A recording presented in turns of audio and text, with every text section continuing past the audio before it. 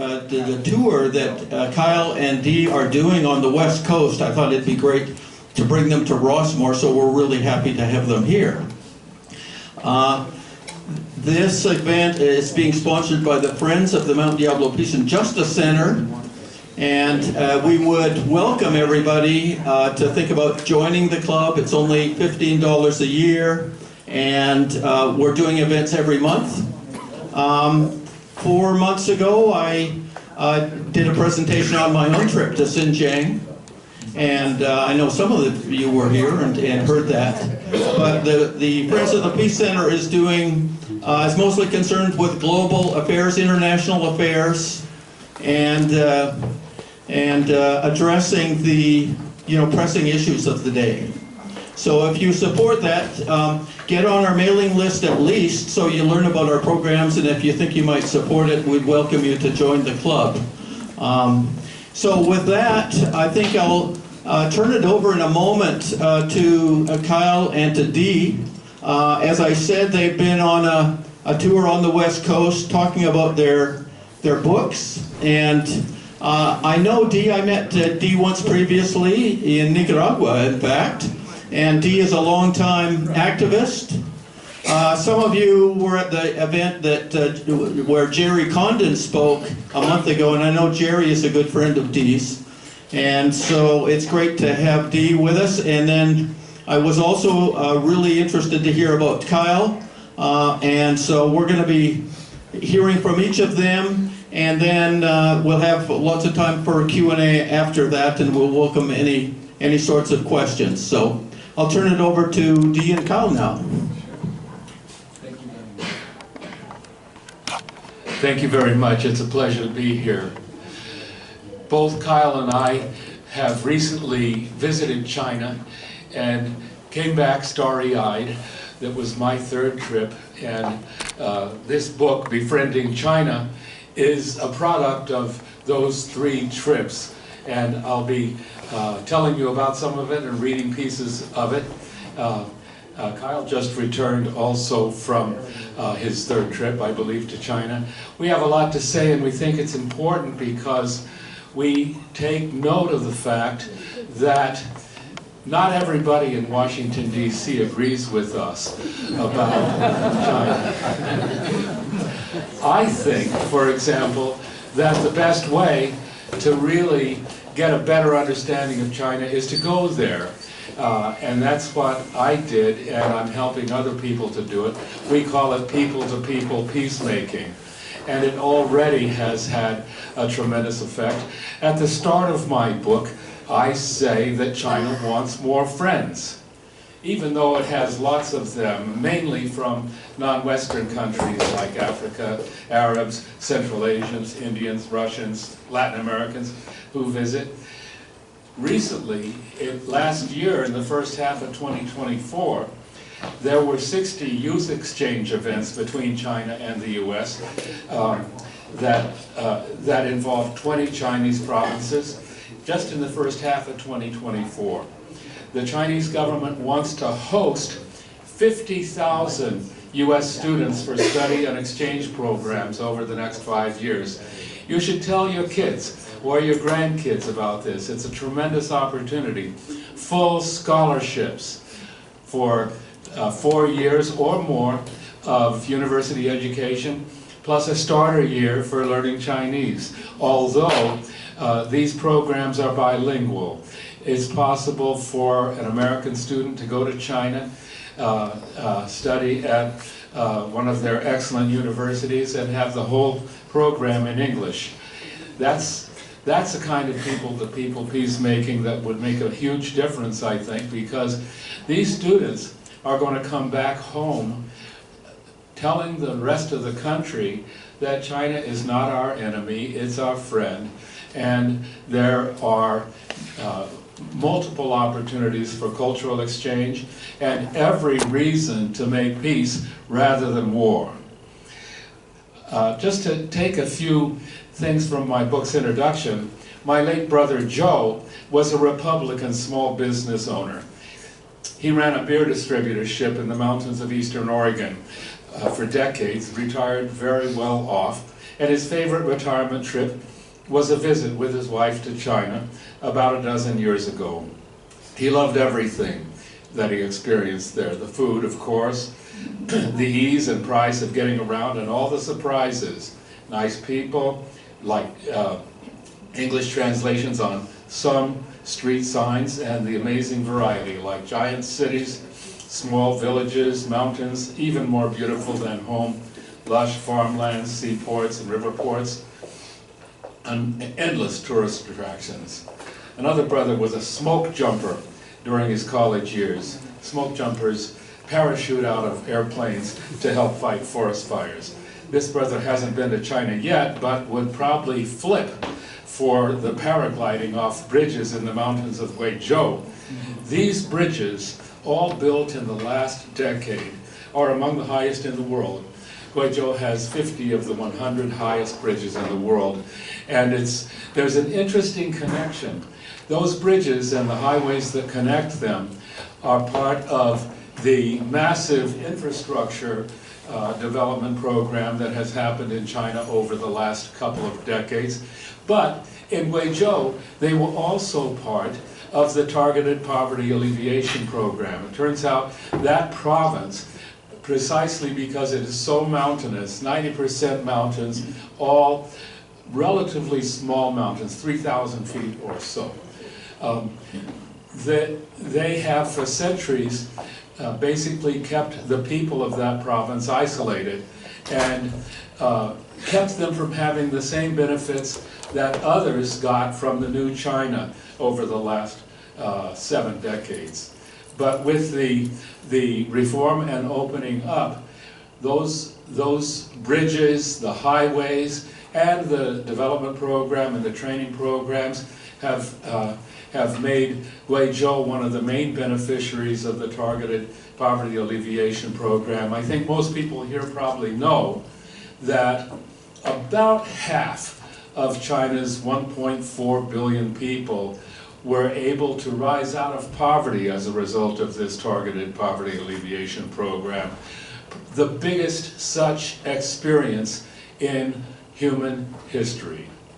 And something that I learned about as an invited delegate to a conference last November in Guizhou, where the deputy director of the Foreign Affairs Office for Europe and North America told about her experience being encouraged to volunteer, to go to a very small isolated village and help identify the context and the reality of poverty and find the potential leaders there, develop organization, training programs, identify possibilities for economic integration with the rest of the country. She ended up building a marketing program that made it possible for the very, very beautiful handcrafts that are created in that village, and establish a marketing system to get those products sold all over China as well as via export. Speaking of bridges, I wanted to talk a little bit about Chongqing. I imagine that many people here know that Chongqing was the capital of the Kuomintang during the war against the Chinese invasion and occupation of China during the 30s and into World War II. I'm invited to go back, by the way, because they're celebrating the 80th anniversary of the defeat of the fascist invasion and the overall war against fascism. Now, Chongqing has thousands of bridges. My friend Pavel Vargon of Progressive International wrote recently that until the 1980s, boats ferried people across the rivers that snaked through the city. No bridges had been built across them. Now, there are literally thousands of bridges crossing. Chongqing is a small city, only 30 million people. And it's on multiple levels if you ever go on YouTube, you can find features about Chongqing. It's very difficult for an ordinary tourist to figure out where they are, because they could be on one level at one point. Later on, they could be 15 levels up, not because they're in buildings, but because the land is so multi-level. Is anyone here from Chongqing? So you know. Okay, thank you for that. I expected that, thank you. We visited, in addition to these cities that I've mentioned, also Xinjiang. And I'm going to read part of my Eyewitness Xinjiang chapter, but I'm going to give Kyle a chance to introduce his book first. Thank you, Dean. Thank you, Rick. Hi, I'm Kyle Ferrana. Author of this. Is this better? Can everyone hear me? Yes. So I've been a left-wing activist in Portland, Oregon, where I live, for about 10 years, particularly in the realm of housing advocacy. I've been a member of the tenant union, and we've struggled for several years to establish things like rent control and fight back against abusive landlords and that sort of thing. And one thing that is just staggering about Portland and the country at large is that there's so many social problems we have that just seem so overwhelming that the path to a solution just is just hard to imagine. We spent all this time working on housing advocacy, but the past 2 years, the record for the homeless population in the United States has been broken. It's now at the highest level ever. And in Portland in particular, the last 5 years, it's increased by 50%. And the percentage of those who are unsheltered, as in forced to sleep in a tent on the sidewalk, has increased to 2/3. So there's, every night there's several thousand people forced to do this. And nationwide, the largest rising homeless demographic is, unfortunately, senior citizens. When I first went to Beijing, I spent the first week in the city. Rather than going to the tourist spots, I went around the city in sort of a systematic way, trying to find a homeless person, seeing someone in similar conditions, and I was unable to find anyone. This is a mega city of about 2 million people, which is just staggering to me, given that a city the size of Portland, which is about 1 million, a little less than 1 million, could have such a serious problem, as well as virtually every other U.S. city of the same size or larger. So I wanted to understand why that was the case, and what China is doing that the U.S. is not doing that enables these kind of problems for them to have the kind of progress that we want to see here. And the chapter that I'm going to read, I hope shed a little light on this subject. Thanks. I'll pass it off to Dee now. I just want to start by where I picked up, that my brothers didn't want to think of China as socialist. They were just mesmerized by its beauty and charm. It's a mixed economy.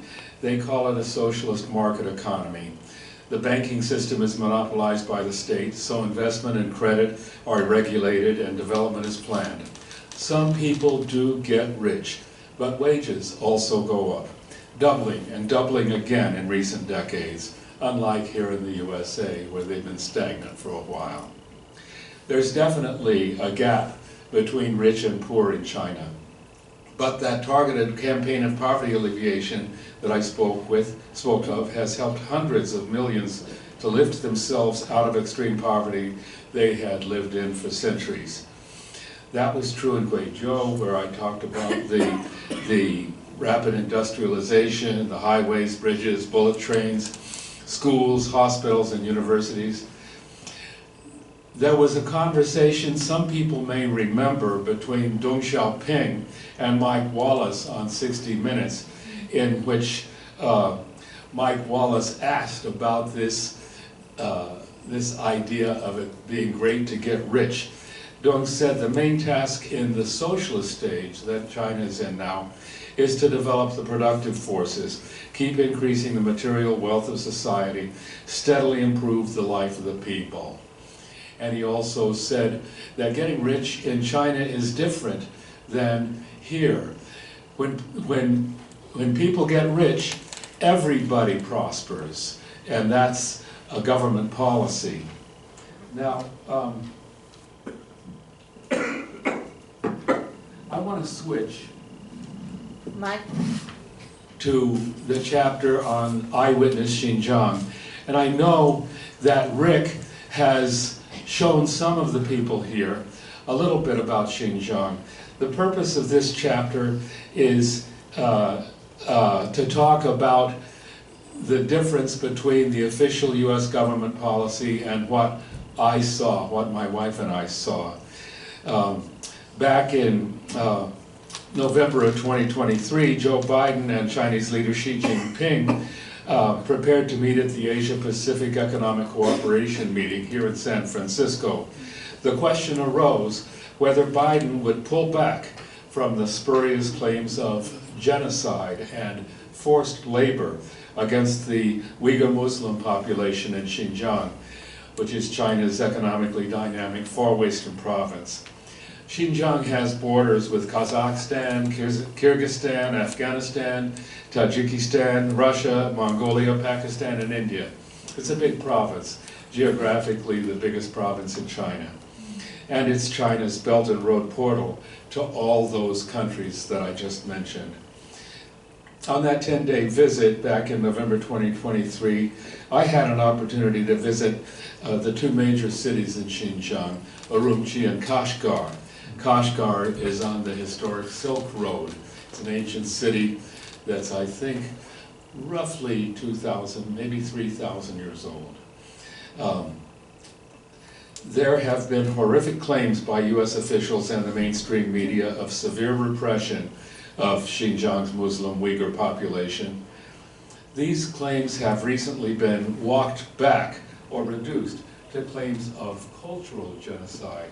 What they mean by cultural genocide is that Mandarin Chinese is a required subject in Xinjiang schools, and the Uyghur language is only required in some schools, but an elective in others. The fact is that wherever Uyghurs are in the majority, Uyghur language and Mandarin are both very much, they're both required. No matter what you might expect from Xinjiang, it's full of surprises, mostly very pleasant. After a 5-hour flight from Beijing, Urumqi, the capital, appears like a valley oasis emerging as the rugged and craggy and very high Tian Shan mountains loom nearby. 5 hours flight from Beijing gives a sense. From New York to San Francisco, it's a 6-hour flight. So that's an approximate comparison of the distance between Shanghai and the eastern provinces of China. Urumqi has a population of 4 million, of whom about 45% are Uyghurs. Smaller percentages are Hui and Kazakh, and about 42% are Han. It's a market center serving as a portal to Central Asia on the western edge of China's famous Belt and Road. Parenthesis. Some people think that the whole purpose of calling out repression and even genocide in Xinjiang was to try and shut down that portal and to cut it off from the rest of from the rest of Central Asia. Xinjiang buzzes with activity, especially near the wholesale markets, where traders come to order all kinds of consumer products from everywhere, but mainly either from local artisans or from China's manufacturing centers in the east and southeast of the country. We took advantage of these wholesale prices to buy some tourist goods. While shopping for beautiful silk scarves in the main bazaar, we were served by a 21-year-old Uyghur woman who spoke near perfect English. She told us She had learned it in a 10-month course in a government-sponsored training center. The training gave her the skills she needs to earn a living in the bazaar, where other members of her family also worked. This training center was actually part of the Targeted Poverty Alleviation Program. However, in the official US and major media narrative, it was considered a detention center. The bazaar serves everyone, but more Uyghurs than Han Chinese, and very few European or North American tourists. The bad news media coverage of repression has definitely had an impact, even though floods of Han Chinese tourists come every day. We noticed Uyghurs and Han Chinese mixing, mingling, and melding nonchalantly while shopping and doing business. Street signs and advertisements typically appeared in both Chinese characters and Arabic script. On the street, we noticed there are small police stations at many major intersections, and we even saw deployments of military guards in 2 locations. Our guide said this level of security has been in place since the outbreaks of violence in 2009. That violence was initiated by a group called the East Tajikistan Independence Movement, which actually came through at the same time as the US was waging war against the Taliban in Afghanistan, which of course has a border there. It raised a question for me. After shopping, we were treated to a brilliant dance performance by a group of young Uyghur women and men who invited us to join with them. We now have a video of my Dominican wife Consuelo dancing with the Uyghurs. We then wandered through the bazaar to choose among a dozen tempting options for a typical Uyghur cuisine of shish kebab, naan bread, and a delicious spicy stew of chicken, potatoes, and other vegetables. A very different cuisine from that you find in Eastern Chinese cities, whether it be Shanghai, Guangzhou, or any of the others. Following dinner, we wandered along the line of restaurants till we found a public washroom, a staple in most large Chinese cities, as we noticed the same in Shanghai and Beijing. Very clean and well attended by uniformed staff. The washroom has women's and men's sides with a line of about 8 discrete stalls each. Why is that important? You know, I live in New York. There are no public washrooms there. And by the way, we took the metro subway just to enjoy the experience. About 20 years old, it has escalators at both ends and ultra-clean marble floors. The train cars are the same as in Shanghai and Beijing. Very clean and remarkably quiet. I care about that since the subways in New York aren't that quiet. Moving barriers made of heavy glass shield passengers as trains enter and leave the station. A soft voice announces each stop, which is also shown on a lighted map inside the car. I confess, I was not always able to understand that soft voice, but it's quite distinct, and I noticed that the other riders paid attention and could understand it very well. There has been a barrage of scandal stories in Western media broadcasting the plight of the Uyghurs. Many of them echoed US government's claims that China was committing genocide. This claim is unfounded, based on flimsy evidence that has been repeatedly debunked. The use of the term concentration camps to describe detention facilities has also been dubious.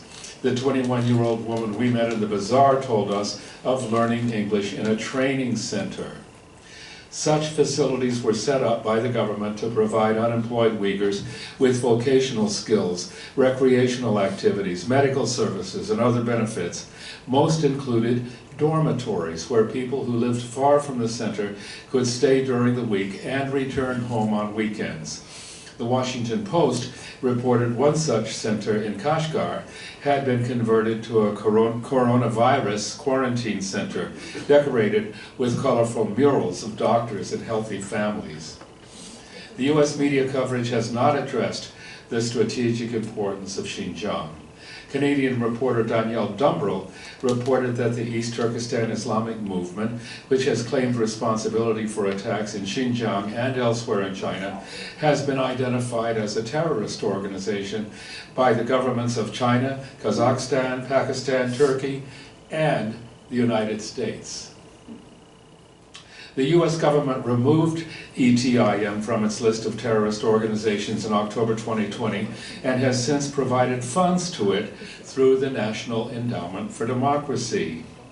Following explosive incidents of terrorist violence by ETIM in 2011 and 2014, the Chinese government responded with repression.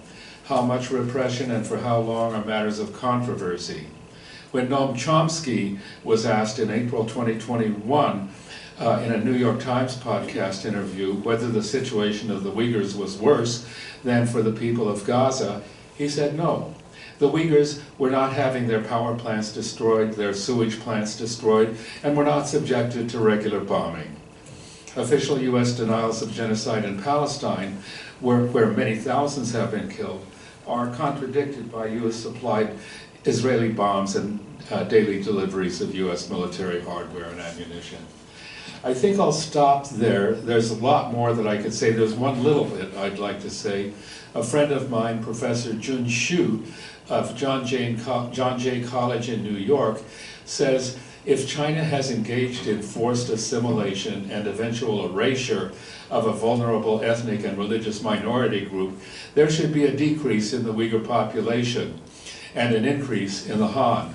But Xinjiang's Uyghur population increased by about 25% from 2010 to 2018, while the Han population in Xinjiang grew by only 2.2%. Much more to say, but I just wanted to give you a flavor. Needless to say, I'd love for you to get the book and read more about it. I'll give it over.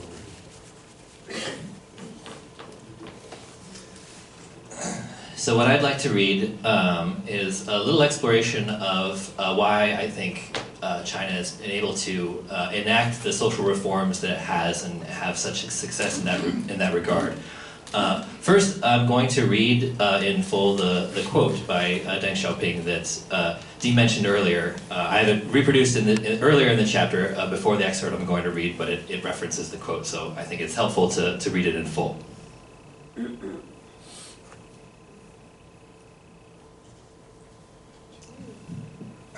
This is now quoting Deng Xiaoping. During the Cultural Revolution, there was a view that poor communism was preferable to rich capitalism. According to Marxism, communist society is based on material abundance. Only when there is material abundance can the principle of a communist society, that is, from each according to his ability to each according to his needs, can be applied. Socialism is the first stage of communism. Of course, it covers a very large historical period. The main task in the socialist stage is to develop the productive forces, keep increasing the material wealth of society, steadily improve the life of the people, and create material conditions for the advent of a communist society.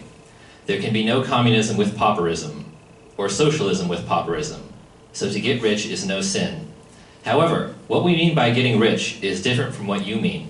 Wealth in a socialist society belongs to the people.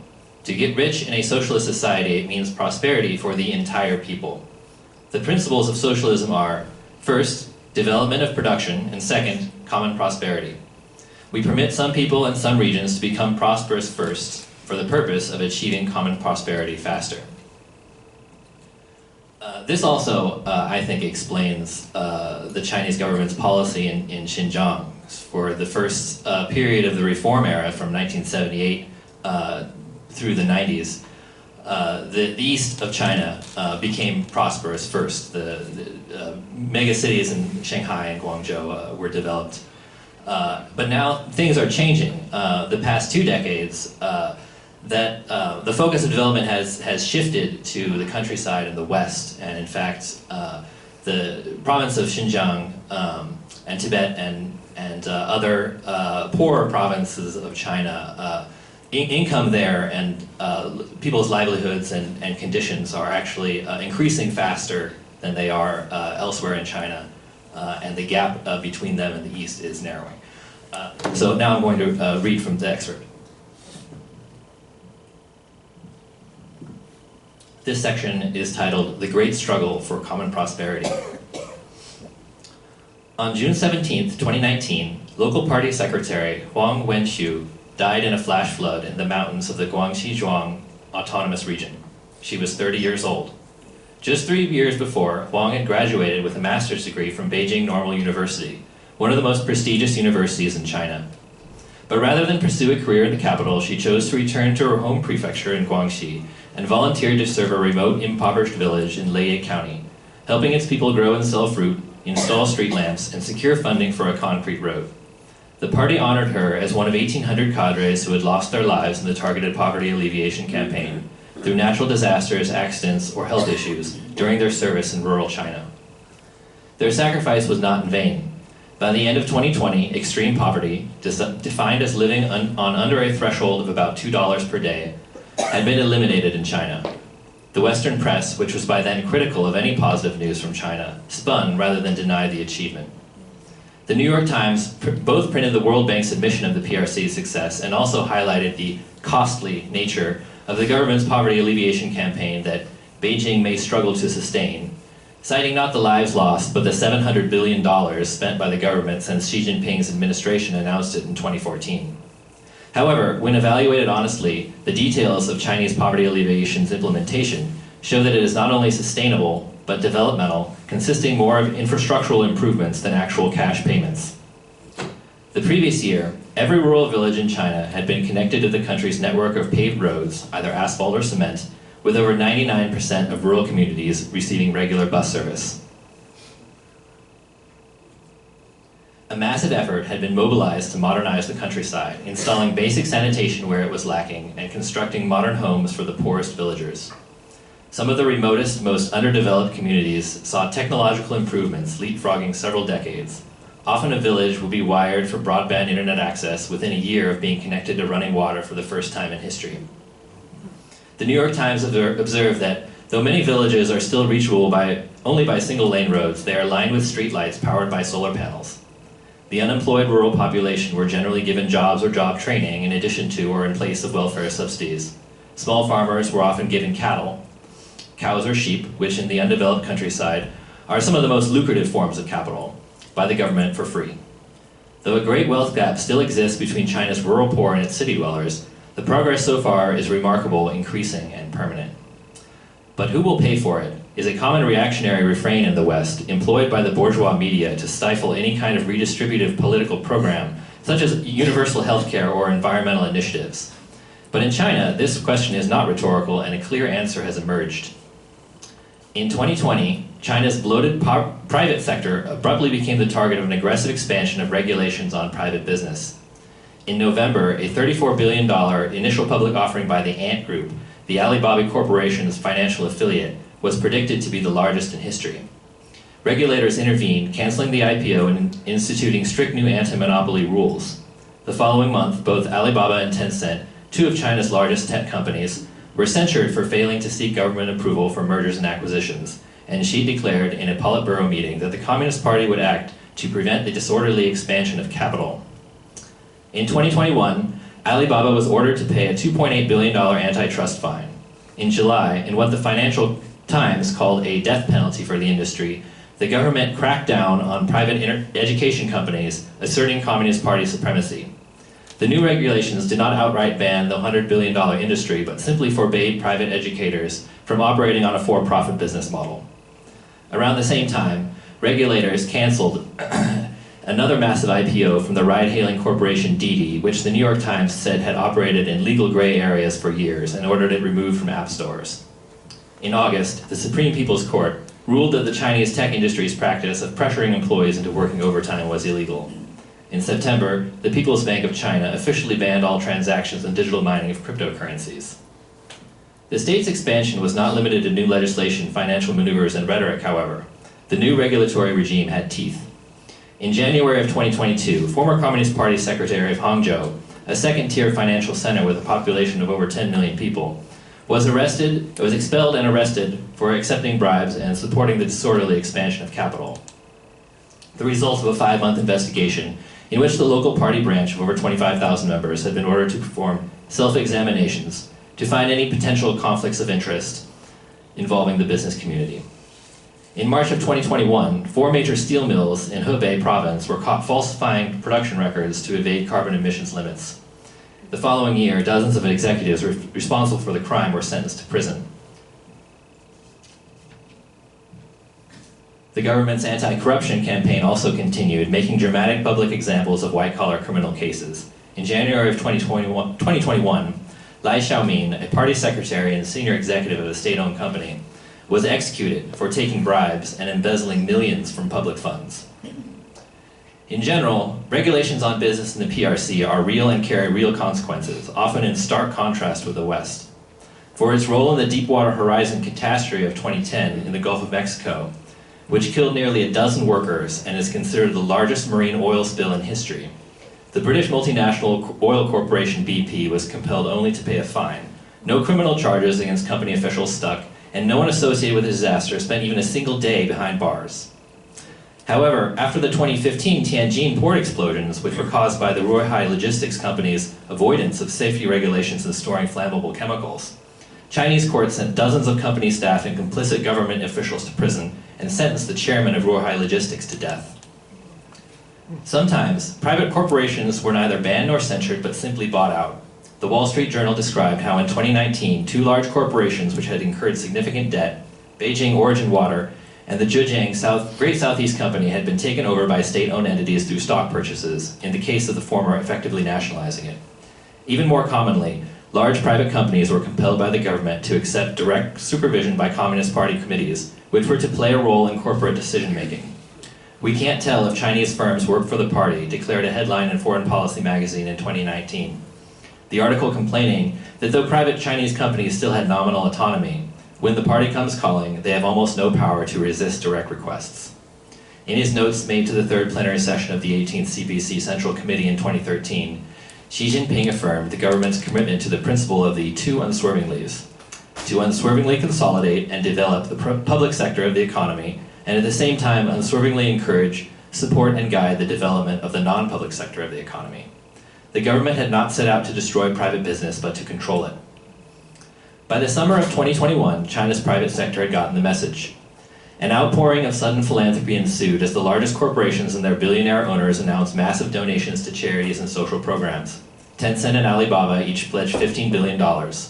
According to Forbes, to avoid Beijing's wrath, founders of other private tech corporations such as Xiaomi, Pinduoduo, and Meituan each donated billions in their company's stock to philanthropic foundations that participated in poverty alleviation and education programs.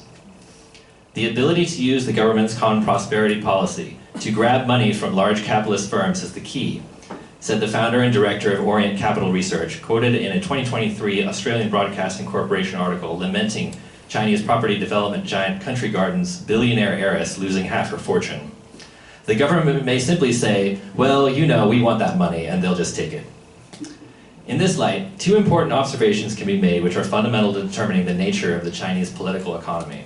First, it is clear that China now displays many of the economic and social features of an advanced social democracy in a rapidly developing country. Real wages and social benefits are increasing, poverty is decreasing, the public sector is expanding, and public infrastructure is being built on a massive scale. China has surpassed the United States in healthy life expectancy, and compared with the rest of the developed world, Chinese citizens retire earlier and are far more likely to own their own home. Overall, the people of China have without question more prosperity, better health, and greater freedom now than they have ever had in history, things that they themselves have demanded and received. At every turn, the government's initiatives to bring private business to heel have been supported and demanded by the Chinese working class. According to a survey by the Washington Post, the percentage of Chinese citizens who express trust in the central government increased to 98% in 2020. This is a great struggle, said an article from January 2022 on the popular left-wing internet forum Utopia. People have gradually understood that these super rich who have become monopoly compradors are no longer our fellow travelers.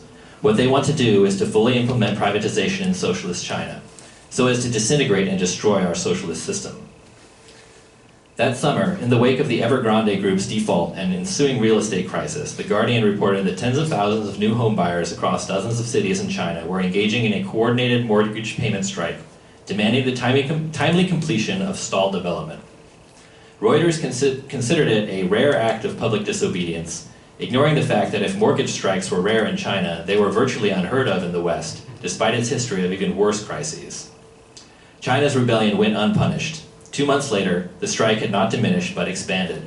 According to Reuters, even before the strike, the Chinese real estate sector was effectively being slowly nationalized. Months earlier, bankers had been instructed to steer clear of private real estate firms, and capital had begun flowing primarily to state-owned developers such as Poly Developments and China Merchants Shekou. Rather than foreclose upon homeowners in arrears, as U.S. banks infamously did en masse in 2008, at every level, the Chinese banks and government hastened to placate the protesters. Regulators vowed to see the strikers' demands met, and according to Bloomberg, to appease angry homebuyers, the government began formulating a new policy of forbearance that would prevent missed mortgage payments from negatively impacting credit scores. Increasingly, the PRC's efforts to rein in private capital, often labeled as crackdowns and authoritarian in the Western press, are being driven not from the top down, but from the bottom up. As China developed during the 21st century, the rhetoric of Westerners ostensibly critical of the PRC from the left has correspondingly changed. In the first phase of the reform era, such critics conflated the PRC's policy and contemporary Western neoliberalism. During the current phase, their view of the Chinese system now acknowledges its incredible technological progress and achievements in poverty reduction, but dismisses them as mere social democracy, similar to the mid-20th century phenomenon in Western countries that is described in length in Chapter 5. An essay published by the Los Angeles Review of Books in August 2023, for example, determined to find no distinction between Chinese and Western political economy, asserted that despite raising millions from poverty, the PRC was now merely catching up. Upon a closer look, however, such comparisons quickly collapse. Today, unlike the West in the mid-20th century, China does not face the conditions that threaten the Western capitalist class into making its social democratic compromises. The PRC currently faces only internal pressure for wealth redistribution, and the recent failures of political movements based on programs of social democratic reform within Western countries, such as Bernie Sanders' presidential campaigns or Jeremy Corbyn's leadership of the British Labour Party, throw the PRC's success into even starker contrast.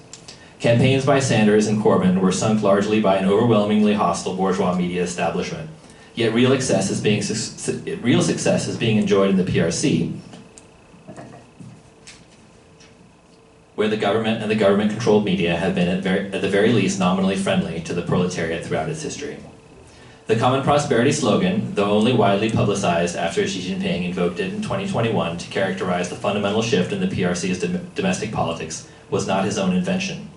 The phrase, in fact, dates as far back as 1954, when a publication by the People's Daily used it to speak of the goal and aspiration to eradicate rural poverty. Deng, quoted earlier in this chapter, repeated the phrase to describe his vision of capitalist accumulation ultimately being made to serve the people. Xi's domestic policy, therefore, represents not a departure from, but a step toward the fulfillment of the Communist Party's 4-decade strategy for development. Moreover, supporters of Sanders and Corbyn themselves displayed considerable animus toward the Western political establishment, while according to survey data, frequent protests in China, interpreted by the Western press as proof of the population's dissatisfaction with the government, are in fact more likely to be attended by those who support the central government. The Asian Barometer study has found that mainland China has the highest percentage of people who believe their government was responsive to their needs out of nearly a dozen countries surveyed in the region. An article published in American Affairs in 2018 admitted that the Chinese authoritarian government is actually more responsive to the public than a democratically elected government such as in Taiwan, and that the party actually spends a large amount of time and resources to calm and compensate protesters and petitioners. The second important observation is that the state and economic direction of the PRC are firmly under the control of the Communist Party. The capitalists that thrived and gained obscene fortunes during the reform and opening up period are being prevented from independently organizing for political power, and even according to studies and surveys conducted by Western researchers, the central government has the unswerving and thoroughgoing support and trust of an overwhelming majority of the people. Even prior to the Washington Post survey, according to a 13-year study from the Harvard Kennedy School's Ash Center for Democratic Governance and Innovation, Overall satisfaction with the central government never fell below 80%, and by 2016 rested at over 93%. While the survey subjects registered greater dissatisfaction with local governments, provincial governments retained a satisfaction rate of 75% or greater, and at no level did the government receive less than majority approval since the beginning of the study in 2003. The study also noted that even before the latest major poverty alleviation campaign had gained its current momentum and levels of success, more marginalized groups in poorer inland regions are actually comparatively more likely to report increases in satisfaction. To the extent to which it can be reasonably measured, the will of the poorest in China is currently being expressed through the actions of the party.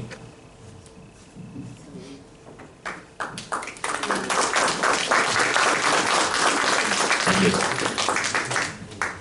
Before opening for Q&A, it seems a good moment to repeat what Xi Jinping said at the start of the anti-corruption campaign and the reform and opening up. He said, what we now face is the contradiction between unbalanced and inadequate development and the people's ever-growing need for a better life. The needs to be met for the people to live better lives are increasingly broad. Not only have their material and cultural needs grown, their demands for democracy, rule of law, fairness and justice, security, and a better environment are increasing. It may be a good point to stop the outflow of information and invite all of you to give us comments and questions that we'll be glad to respond to. Yeah, thanks very much, Dee. We just have one mic. With the club systems now, you get a room with one mic. So I think what we'll do is we'll use this mic to pass among the crowd.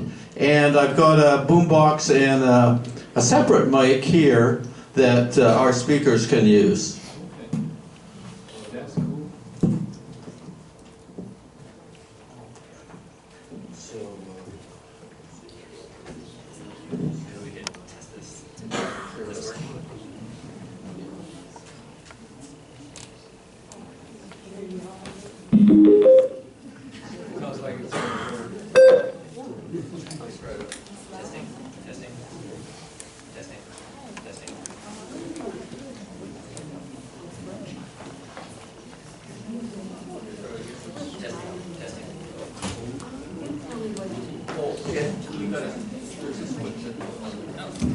Testing, there. There we go. Well, I'll just lay it between us. Okay, so we've got any questions? Time for questions. We'll have here and then move to the back. First, I want to thank you. I visited China on a study trip back in the 80s and found myself profoundly changed.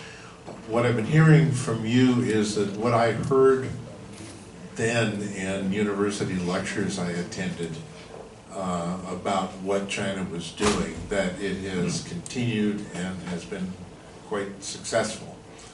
And I'm just wondering what your personal observations are at sort of a people-to-people level, what your observations are about the cultural solutions, for lack of a better word. I mean, what do you attribute this 40, 50 years of progress and holding together as such a huge society compared to the divisions and chaos that we're in? I can't answer all of that in 25 words or less, but there are some observations. Just a brief anecdote about my stay in Beijing in the hot summer last June. At night I decided to take a walk from my hotel, and I went on a street where there was a street fair going on, and I saw people dancing in the streets. And there were carts with various kinds of things for people to buy. I got an ice cream cone and a croissant, each for about the equivalent of $3. And I just kept wandering along. There were actually 3 organized dance groups, mainly older people, but a mix of older and younger people. I noticed that one of the really exciting things is that organized recreation for older people is standard everywhere, you know, and much more so than here. I sense that there's pretty good exercise programs right here in this community, but it doesn't really happen so much in New York City, where I'm from. In addition, the other thing that I think is a big factor is the education system. The education system has continued to expand so that essentially everyone from whatever class, certainly from the working class, is fully entitled to free education from preschool up through graduate school. And it's true that the infamous Gaokao, the highly competitive graduation test, tends to separate the high performers who can make it into the best universities from the rest of the population, who still get as much education as they possibly could want. But you know, China remains very much an achievement-oriented society, and parents push their kids hard. And I notice that that's true in New York among the Asian population. The Chinese kids are the ones that fill the best high schools. But in today's China, all the kids have the chance to get as much education as they want, and it makes for a significant level of both ambition and contentment. And by the way, it's also reflected in a dramatic increase in wages that has happened over recent decades. When I said doubled and doubled and doubled again, that's the reality, so that materially and economically, the general population is at what has been described as a middle-class level within the context of the global South. And it's important to bear in mind that it's not merely monetary wage increases. The social wage has steadily increased. The transportation system is one of the obvious indicators. Now people can, everyone uses public transportation, which is excellent, and that's across all the major cities. It is also possible for working families to take their vacations and travel across the country on the best bullet trains in the world. China also has a very, very advanced air transport system, and working class people can take advantage of it. So people are enjoying the benefits of common prosperity, and that, I think, is the big thing. I just want to say a couple of words about culture and cultural preservation, because that's, I think, unnecessarily mystified by the media. It's true that the Chinese government does go to great lengths to preserve Chinese culture and also minority cultures, despite what the Western media may say about it. They go to great lengths to establish new museums, language preservation, and that kind of thing. But I think what really best explains the success of China's domestic policies is really the structure of the government. I think if you really evaluate the Chinese system and the U.S. system and compare them honestly, I think it's clear that the Chinese system is actually far more democratic than the U.S. system. I mean, if we really think, anyone who really thinks the United States is a democratic country, like where have you been the past 5 to 10 years? Whereas in China, actually, the government is extremely competent, in part because the best and brightest go into government. As Dee just mentioned, the infamous Gaokao. There's a study published recently that showed that the top performers in Chinese universities actually went into the public sector and the government rather than become entrepreneurs. Everyone, I believe, on the Politburo has some kind of engineering degree, whereas most people in the U.S. Congress, I think, are mainly lawyers.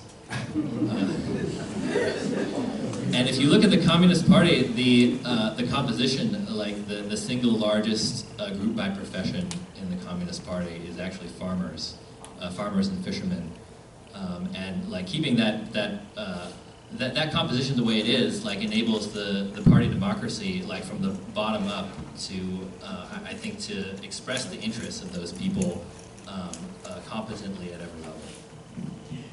Hi, Kyle. I also wanted to direct this to you. You've just answered. You both just answered. Tangentially my question, which was where, when, why, and how has the powers that be in China discovered the political will and the money to house everyone? It's just the huge question here in the Bay and for you in Portland. How in hell did they do that? That is a really good question, and when I say you can't find a homeless person in Beijing, that wasn't always the case. I think like during the 90s and maybe early aughts, it was a bigger problem then, and really that's a consequence of such rapid development. I think China has undergone development more rapidly than anywhere in the world.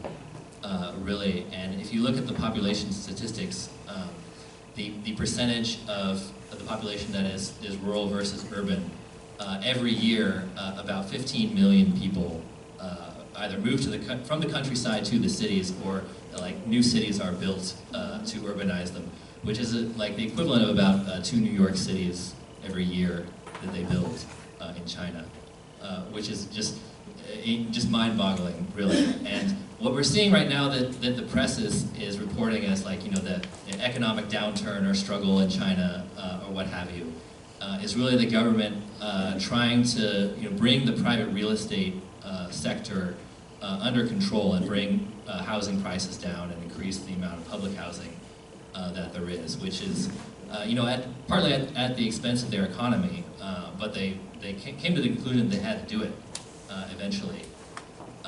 As for the political will, I mean, this as I mentioned, this all flows from the Communist Party, and the fact that there is such a intense anti-corruption campaign that is still ongoing, I think shows that there's still an internal struggle in the party, that the left wing is winning. A lot of these people being punished for corruption were committed these white-collar crimes in the aughts or the early 2010s, and they're now being punished now that the Common Prosperity campaign is in full swing. I hope that answers your question.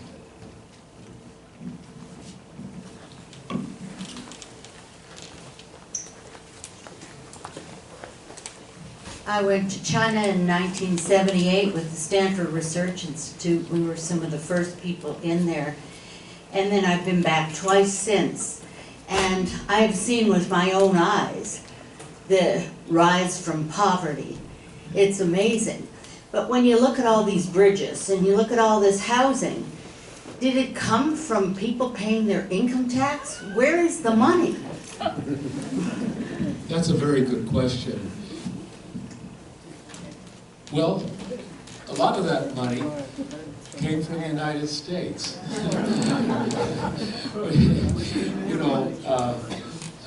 We see in the newspapers that there is a significant balance of of trade between a favorable balance for China with its trade with the United States.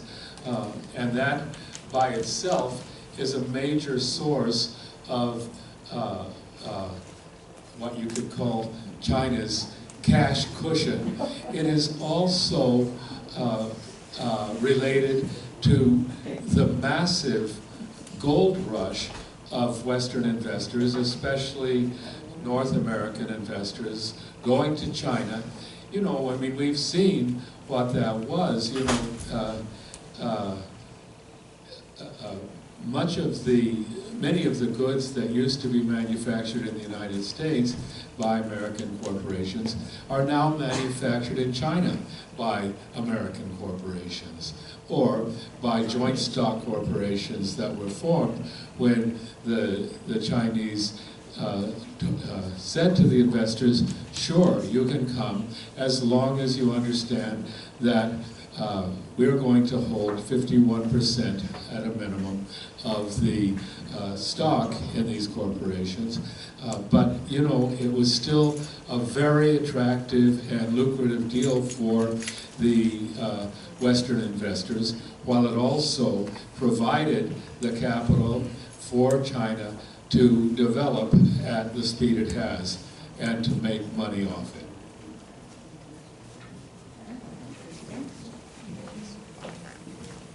I think my question is for Kyle. I noticed your book has the word environmentalism, and so what do you think, so in terms of environmentalism, how does China do better than the other countries?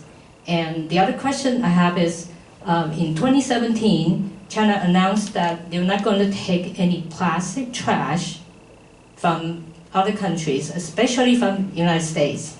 And so what is the ramification for the US and the rest of the world? And is it a benefit for China after all? Thanks for that question. So in terms of environmentalism, I think it's really stark when you take into account how much renewable energy China is producing. China is every year past, I believe 5 years, China has produced more solar panels than the rest of the world combined. Since the 70s, China has planted more new trees than the rest of the world combined. There's more wind power in China than the rest of the world combined. Like, there's a lot of statistics where that becomes repeated. You know, like more electric vehicles than the rest of the world combined, more electric buses, a bigger high-speed rail system than all the other high-speed rail systems in the world combined. So really the transition to renewable energy, which of course we need to make as a global civilization, like would not be possible without the Chinese industry. And this is something that I have a chapter devoted entirely to environmentalism, as you can see from the title, and it's something that the Western media doesn't want to talk about very much. I mean, they talk about it here and there, but they don't really put it together into a narrative, which I try to do. It is definitely a huge priority in China. Like, they have, one thing the government is very good at is long-term planning. So they have a plan for like when they're going to peak carbon emissions, and in fact they just peaked last year, I believe, and are now starting to decline. Oil consumption, I believe, peaked a year earlier, and they're estimating carbon neutrality by 2060. And if the way that they generally make these plans, they generally, I think they pad them a little because they always accomplish things ahead of schedule, which is really a huge contrast to like Western corporations. They'll promise a bunch of things and deliver late or never deliver. As for the question about trash, so for a while, like, the United States and other Western countries have been exporting their trash to East and Southeast Asia, and China isn't the only one that is refusing to accept trash. I believe the Philippines recently said they wouldn't take any more. And despite this fact, there has been like a lot of illegal trash shipments to the Philippines, just trying to get rid of it anyway, which has caused some diplomatic problems. As for like what they're going to do with it now, I really don't know, actually. But yeah, like there's a tremendous amount of trash produced by the West, and that's really often not considered in like statistics about U.S. or global environmentalism and all that.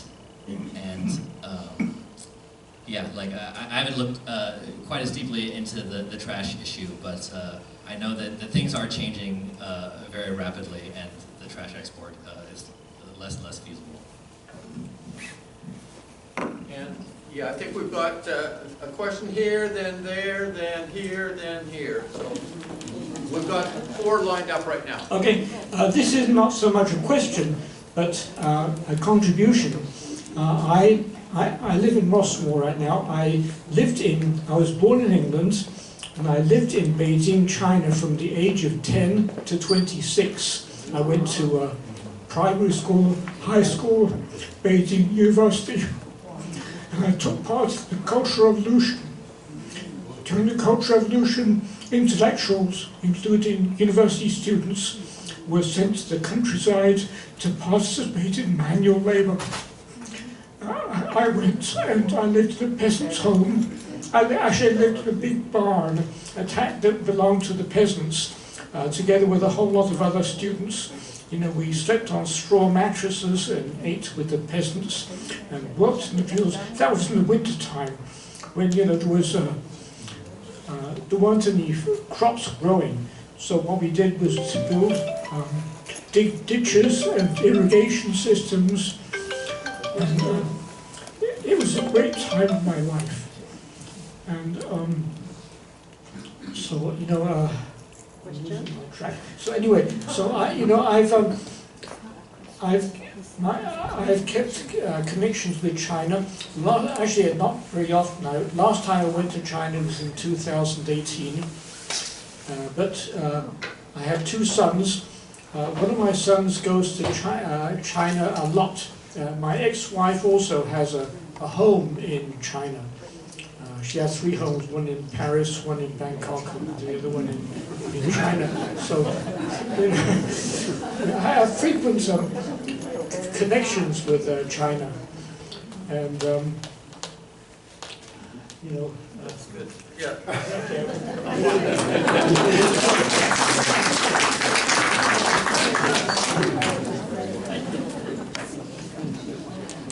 Hi. It was my impression many years ago that people in China, you have to be very observe certain process and protocols as to where you live and whether you can move from one district to another district, even within one city or one province. I would like to know is what is your understanding of what the rules are, or what the law is, and therefore, how has that been, what role that has played in how China has grown and moved forward? Thank you. You're speaking about the hukou system, That's which right. basically regulates where you can be. Yeah, where you can receive like social benefits and send your kids to school and all that. And this system has been like frequently criticized. With some justification, of course. It can be at times harsh for migrant workers, for example. But it is necessary to regulate the flow of urbanization, as I was mentioning earlier. 2 New York cities worth of people are moving to the cities every year in China for the past 20 years. And in countries where capitalist development is just sort of unregulated and just like a Wild West kind of situation, for example, like other countries in the developing world, such as Brazil, without like some kind of regulation, this really turns into a situation where you have these vast slums, favelas, in every major city, which leads to other very serious problems of poverty and disease in those situations.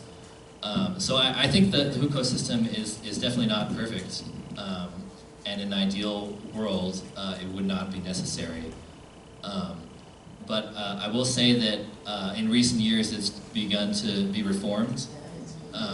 Like it's a gradual process, but like once like urbanization reaches a certain rate, I think urbanization is probably going to slow down within the next few years. China, I believe it's about 60-40 urban-rural right now, and the United States is about 70-30, just by comparison. Japan, I think, is like more like 90-10 or 80-20. So I think China's equilibrium is going to be somewhere in there, and they'll reach it, I think, within the next decade for sure. And then I think regulations like hukou will gradually be reformed and finally done away with, I believe. I have two questions. One is, in doing your work, writing the books and doing your research, what source and resources you rely on to get all the information? Do you get it mostly what do you actually speak and write and read in Chinese? Do you get it from China or mostly from Western sources and writings and publishers and so on? Because I want to know, because I'm myself am very interested. I keep looking, search online all the time about what's going on. For instance, what about the city registration? How much is, right now it's loosening up, So I like to know what sources you rely on. My second question is, after talking about all the positives in China, what do you think is the most severe problems China faces right now? I can go first. So your first question about sources, that's a very good question. I try to use Western sources as much as possible, just because I know there's going to be a lot of skepticism towards my book from a Western audience, which is who it's really for. And like there's sort of a knee-jerk reaction to like reject any Chinese sources as propaganda. So the basic philosophy about propaganda I have is, if a source like a Western newspaper admits something that is positive about China, it's probably more accurate, more likely to be true. Like I try to do that as much as possible. Of course, that's not really possible for everything. Like the Western media, can't be expected to be like take the place of the Chinese National Bureau of Statistics. Like you've got to refer to the actual data at some point. So like I rely on those figures from national statistics, and really though there's not a lot of it in this book, I relied quite a bit on Chinese friends I had and social media where Chinese people living in China are able to talk to Westerners a lot more freely these days. I mean, there's been like efforts to regulate that lately, of course, but like for the period that I was researching this book, it was definitely possible. And I can read Chinese a little bit. I can read it better than I can speak it, but of course there's also machine translation that can also fill in the gaps. So the value of that, like my contacts in China, is sort of giving me an idea of where to look, what websites might be a good clue, like what books say what, and so forth. I have a bit in the introduction of this book about my philosophy on sources, and it talks about a great deal of this, if you're interested in learning more detail. And your second question about problems in China, I mean, that is also a very broad topic. There's lots of problems in China as well, especially, as I mentioned, like the real estate crisis and so forth. like the amount of debt and you know, private real estate, which the government is working on solving, but it's taking a while to do. Also, a lot of the problems of China are the problems of middle-income countries. Like, China is still a middle-income country. Like, there's still you know, moderate poverty in the countryside, and on average, it's still in the middle. So there's a lot of those problems that still need to be solved. I'll just let Dee continue to give his perspective. There are some very, very useful Chinese sources in English. My favorite is the China Academy, which is actually a fairly recent development that is accessible over the internet. Global Times, which is similar in status in China to the New York Times, is available in English, also on the internet. There are some important Western scholars that I have used. I think that my favorite is Radhika Desai, who is the convener of the International Manifesto Group and a co-founder of the Geopolitical Economy Report, whose editor-in-chief is Ben Norton. Some people here probably are familiar with Ben Norton. He delivers video reports that are accessible on YouTube quite a lot, and he has been very, very useful to me, along with other Chinese sources like Xinhua, and in the case of the Targeted Poverty Alleviation Program, I think the best source in English was an in-depth study by Tings Chak, a Chinese-American woman who is based in Beijing. Her report on the Targeted Alleviation Program was published by the Tricontinental Press, which is actually based in Calcutta, India. That's just a smattering of the sources. I can also express recognition and appreciation for my contacts in the foreign policy establishment in Guizhou, as well as the publishers of the Contemporary World Press, which is a party publisher. What about the most severe problem? Oh, well, I think certainly I would say the real estate crisis is a gigantic problem that has actually been addressed quite effectively and adroitly by the government and is now under control. But it was a very, very serious crisis that was clearly related to unbridled development of luxury housing, and it really had to be seriously grappled with. And it's a reflection of the main problem of the reform and opening up period, which is the increased inequality that saw many people get extremely rich. So that you could say there were as many billionaires in China as in the United States. That, you have to divide the number by 4 in order to get the right proportion, because China's population is 4 times as big. But still, too many. And I think Kyle did a fairly good job of explaining how the leadership tried to rein that in. Another significant problem is what you could call the transition from graduation from universities, especially the more advanced universities, and placement effective placement in appropriate work situations for young people.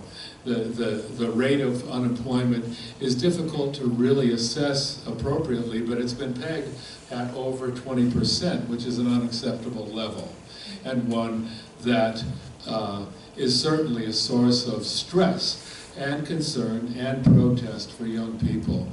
Once again, the leadership is grappling with it, and one of the ways they're doing it is through integrating young people into the targeted poverty alleviation program. On one of my visits, I noticed that there were slogans, "Go to the countryside," and it was really encouraging advanced, the best educated young people to take some years to find opportunities to participate in the life of the people in the rural areas, in the areas where special kinds of development were needed. I don't know if I misunderstood you. You mentioned that Alibaba, the very wealthy companies, they donate money or something that you mentioned that? Please explain. Sure, yes. Alibaba donated $15 billion of its profits, I believe in 2022, 2021. I could have the year mixed up. But that is, just to put that in perspective, the Sony Corporation donates millions to charity every year. So, 15 billion versus a few million, that's pretty significant. And that's one way that the government gets some money to redistribute for poverty alleviation and so forth. And really, the tech industry, as well as the real estate industry, it's really the biggest concentration of private corporations, I think, in China, are those two. And partly because the tech industry is so new, right? During the first reform era, there weren't really any tech companies. So the private sector has been completely in control of that.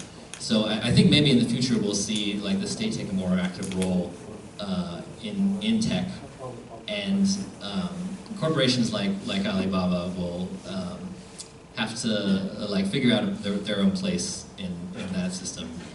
But it definitely shows that becoming too rich can be kind of a problem. Yeah, I have a question for Kyle too. So,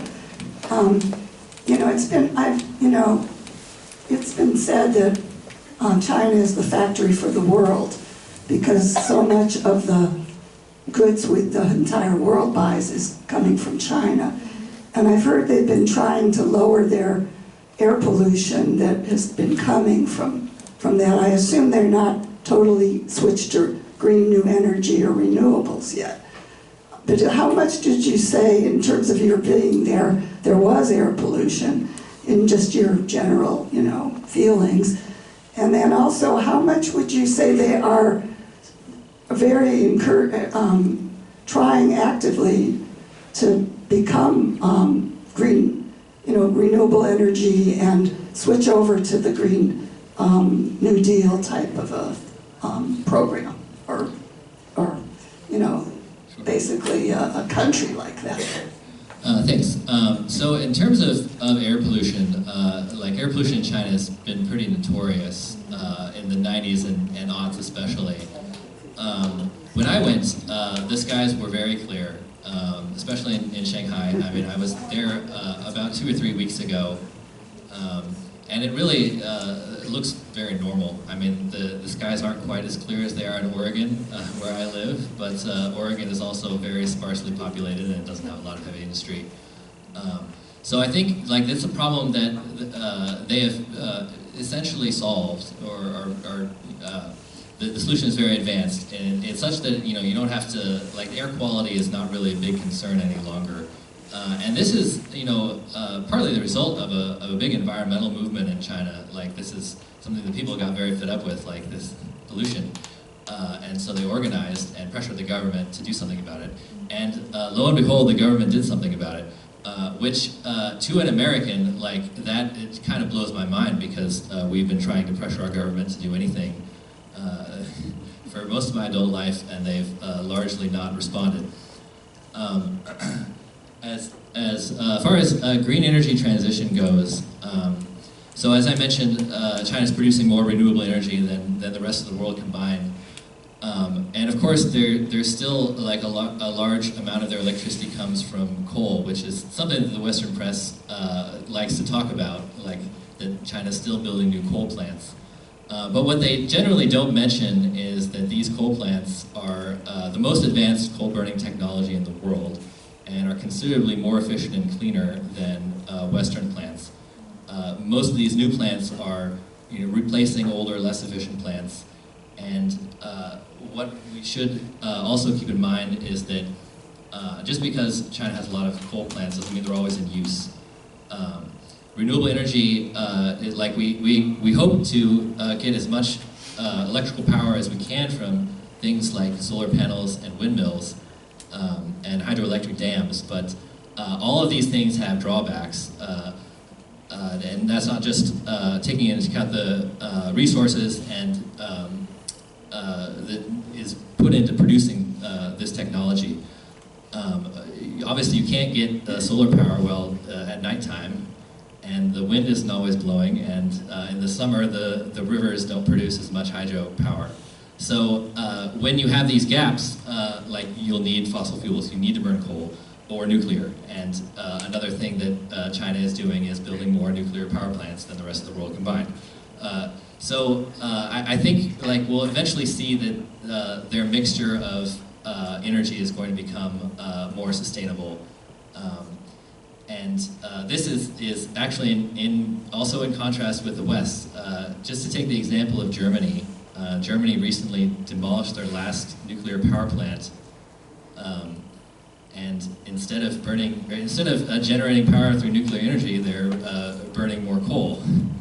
If Germany had just kept its existing nuclear capacity that it had 20 years ago, today they would burn no coal. But now, because they don't have nuclear power anymore, for these gaps, like when the renewable energy can't be utilized, they've got to burn more coal. And the same in the West. We generally are switching to natural gas for our backup power needs, which really is not any cleaner than coal, unfortunately, because natural gas is composed of methane, which is a much more significant greenhouse gas. And when you pump it through these pipelines to get it to where it needs to go, the gas escapes. And according to a study by the Rocky Mountain Institute here in the U.S., the amount of pollution, the amount of greenhouse gas effects is about the same. Okay, so I have some comments about where did the money come from? So I remember in 2003 I went to visit one factory in China. At that time, they just somebody invented to use USB to charge cell phones, so you don't have to bring all those chargers with you. So this factory actually made some actually wires with two ends. One is USB, the other end is cell phone, and to supply the power to the cell phone. So the factory floor, actually the price at the factory floor is 40 cents, 40 US cents. At the same time, when I came to the US, in the store, the same device was selling for 20 US dollars. So actually, it's making US many billionaires. And money actually, all this money in the infrastructure in China was not supplied by China and by US. The Americas became very rich, but actually China, they just built up gradually, and it's mostly self-generated.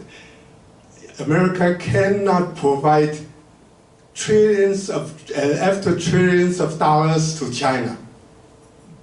They are self-generated. That's very true, actually, from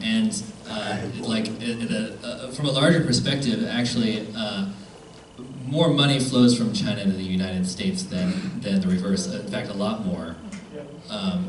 I go into it a little bit in this book, but there's a whole a branch of political science that goes into studying unequal exchange between countries of the world, and how capitalism becomes this globalized system where manufacturing takes place one place and raw materials are extracted elsewhere, and these things are sold, marked up by to enormous prices in countries here like the West. But I think what is significant about that is that China has been able to get richer without doing what the United States does in this cycle by exploiting other countries. Like it has exploited its own labor, basically. Like it's gotten rich by its own hard work, which is really quite phenomenal. And it's exceptional in China because like other countries in the developing world have tried to do this as well, or are trying to do this. And very often, because they don't have the kind of robust political system and strength that China does, this development is sabotaged by the United States and other Western countries, and they have to just start over constantly. And I have a question to both of you. What do you see on the freedom in China? Do people have freedom in China? Well, I think so. I mean, freedom, like the Western press will say, like, they don't have freedom because they can't get on Facebook, or something like that. Like, they have, the freedom of speech is limited. I'd say in the U.S. we have less freedom because, not everyone is free to sleep indoors, right? So, I mean, that's really the biggest contrast I can make. And really, you can get on Facebook if you want to in China. You just have to use a VPN. Like, you're not going to get arrested. It's just blocked. Facebook isn't banned; it's blocked. Yeah. Yeah, there are a lot of different ways to analyze it. The question that we got before about the sources of cultural enrichment and enjoyment and so on have to do with the generalized increase in well-being as the economy has developed. It's true that in general, people in China work harder than people in the United States. But much of that has to do with not only the culture, but with the fact that working people especially have directly seen the benefits of their work. Their wages have, as I said before, doubled and doubled and doubled again. And there has been direct benefit from the work in a way that has been reflected in increased consumerism there. Right now, as the leadership is working on developing the internal economy, there's actually an increase in encouragement for consumerism, whether it's buying a new car, buying a new home, investing in a new line of work or a new business, developing a new line of agricultural production. All of that stuff is going on. And that's a form of very concrete freedom. The freedom to choose your way of experiencing common prosperity.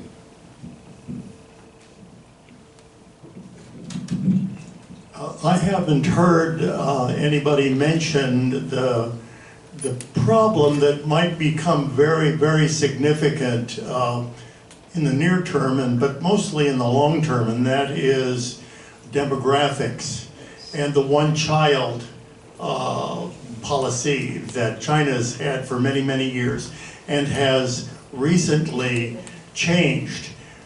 The problem I see is the aging population and how that is going to significantly affect the economy and the culture of China in the long term. Well, it's a very good question, and there are various aspects of it. What we have seen is that China has aggressively pursued industrialization with robotization. And what does that mean? It means that the productivity of labor has dramatically increased in the last 2 decades especially, and continues to increase. It's also true, as you mentioned, that the one-child policy is over.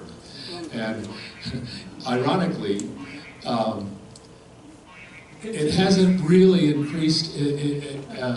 caused an increase in the population, because the other thing that's happened is that women have developed a far greater degree of freedom to choose what kind of life to live.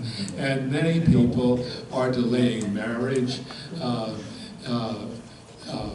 Women may choose to emphasize professional development or other kinds of focus of life than making babies. But, you know, it's a problem that the socialist economy is actually able to manage. It will be managed by increasing labor productivity, by finding a different basis for development and exchange. I just want to add that the demographic problem you mentioned is actually considerably worse in Japan and South Korea. Their population pyramids, like the percentage of people in the society at each age, are far more top-heavy. There's far more elderly folks as compared to the rest. So, like the effects we'll see of this like demographic collapse in the long term, you should look at those countries first to see how they're going to, how that's going to play out. And I guarantee you that the Communist Party of China is also paying very close attention to those, and they have thought about this a lot. And I think if a solution exists, you know, to whatever degree, they are probably going to figure it out. Yeah, I think we better, we're starting to run over time here, so we'll wrap it up. But before we do, I know that we've got some copies of the 2 books, Befriending China and Why the World Needs China. They're on the table at the front. What is the price on those, Dee and Kyle? Well, just give a price. The market price is $15. Yeah. For my book, I think it's a little higher for yours. I can't remember, 20 was it? 30. 30. We can call it $15 also. Really, well, I don't really care about making money from this book. I just want as many people as possible to have it. So whatever you're comfortable paying. So $15 for each of them? Or what you can afford. Okay. Really want people to be able to get the book. All right, name your own price. So thanks very much for coming, everybody. I do encourage people. Yes, thanks, Dee and Kyle. Great presentation.